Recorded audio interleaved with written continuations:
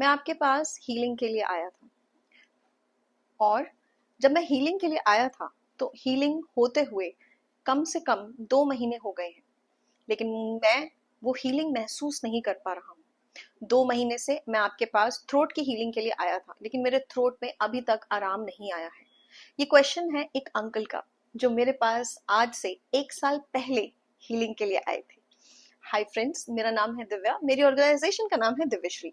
हम डिस्टेंस और direct healings provide करवाते हैं। आज की इस वीडियो में हम आपको बताने जा रहे हैं रियल हीलिंग स्टोरीज के बारे में। ये अंकल आए थे अपने थ्रोट को हील करने के लिए। उनके थ्रोट में कैंसर था और कैंसर की कीमो होने के बाद, कैंसर के सारे प्रोसेस से निकलने के बाद वो खाना नहीं खा पाते थे, क्योंकि वो खाना नहीं खा पाते थे। और लगभग उनकी जो एज है that is around 65 years. 65 years के वो अंकल अपनी बॉडी में बहुत वीकनेस फील करते थे, बात नहीं कर पाते थे, खाना नहीं खा पाते थे, चल नहीं पाते थे। ये सारे इश्यूज स्टार्ट हो गए थे उनकी लाइफ में, और तब हमने उनकी हीलिंग शुरू करी।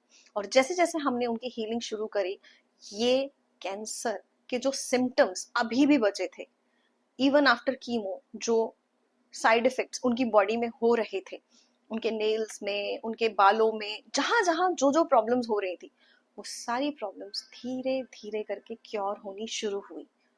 और चौथे महीने के बाद उन्हें उनके थ्रोट में एक्चुअल में रिजल्ट आना शुरू हुआ। जब हम हीलिंग शुरू करते हैं तो हीलिंग की जो शुरुआत होती है, ये बिल्कुल ऐसे है जैसे कि आप पानी को एक पाइप में डालते हैं और पानी अपने आप अपना रास्ता ढूंढ लेता है।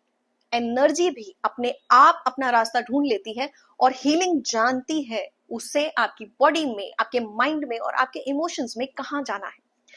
धीरे धीरे अंकल के गले में भी आराम आने लगा, लेकिन इसे आराम आने में उन्हें कम से कम 4 to 5 मंथ्स लगे।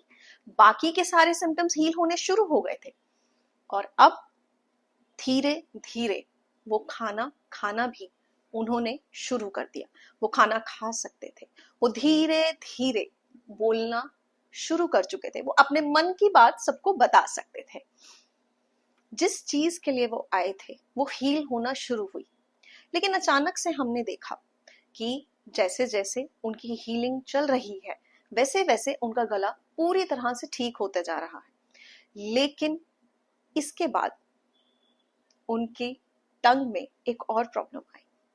जब प्रॉब्लम उनकी टंग तक आई तो फिर से उनकी लाइफ में इश्यूज आने शुरू हो गए। इस बार मैंने उनसे बात करी 1 to 1, और मैंने उनसे पूछा वो क्या चीजें हैं, वो कौन से इमोशंस हैं जो आपके थ्रोट में आज तक स्टोर्ड हैं।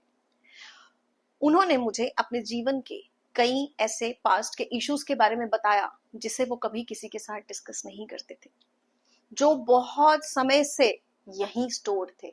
इसीलिए प्रॉब्लम बार बार कभी उनके थ्रोट में और कभी उनके माउथ में आ रही थी। जब उन्होंने उसे डिस्कस किया तो उसके बाद हमने फॉरगिवनेस करी। जैसे जैसे हम फॉरगिवनेस करते गए, वैसे वैसे उनकी प्रॉब्लम सॉल्व होती गई, उनके इमोशंस हील होते गए। फ्रेंड्स, प्रॉब्लम हेल्थ में थी, सबसे पहले हील उनके इमोशंस हुए, और जैसे जैसे उनके इमोशंस हील होते गए, उनका थ्रोट और उनका माउथ पूरी तरह से हील हो गया। आज भी वो फॉरगिवनेस करते हैं, फॉरगिवनेस की प्रैक्टिस में वो आज भी है। बहुत बार लाइफ में हमारी पास्ट की सिचुएशंस की वजह से हम कोई ना कोई एंगर, कुछ ना कुछ इरिटेशन अपने थ्रोट में स्टोर कर लेते हैं, और हम खुद को तंग करते हैं, हम खुद को अब्यूज करते हैं, खुद को इमोशनली सप्रेस करते हैं। ये फॉरगिवनेस उन्हें खुद के साथ करनी थी, और जैसे ही उन्होंने ये सेल्फ फॉरगिवनेस करी, उन्होंने अपने आप को पूरी तरह से हील कर लिया। अगर आप भी ऐसी ही किसी हीलिंग की थेरेपी के बारे में जानना चाहते हैं, या आपकी लाइफ में भी ऐसा कोई इशू चल रहा है जो बार बार रिपीटेटिव हो रहा है, हो सकता है आपको कोई हेल्थ इशू हो जो बार बार आपके बॉडी के एक ही पार्ट के आस पास आ रहा है, फ्रेंड्स, ये बात जान लीजिए कि कहीं ना कहीं आपको अपने इमोशंस पे काम करना है। जैसे ही आप वहां पर इमोशनल रिलीज करेंगे, आपकी बॉडी का वो पार्ट हील हो जाएगा। आपके सबकॉन्शियस को, आपके इमोशंस को हील करने की जरूरत है। जब आप उसे हील कर लेंगे तो आप कंप्लीटली हेल्दी हो जाएंगे। आज की इस वीडियो को देखने के लिए थैंक यू। हमारी वीडियो को लाइक, सब्सक्राइब एंड शेयर करें।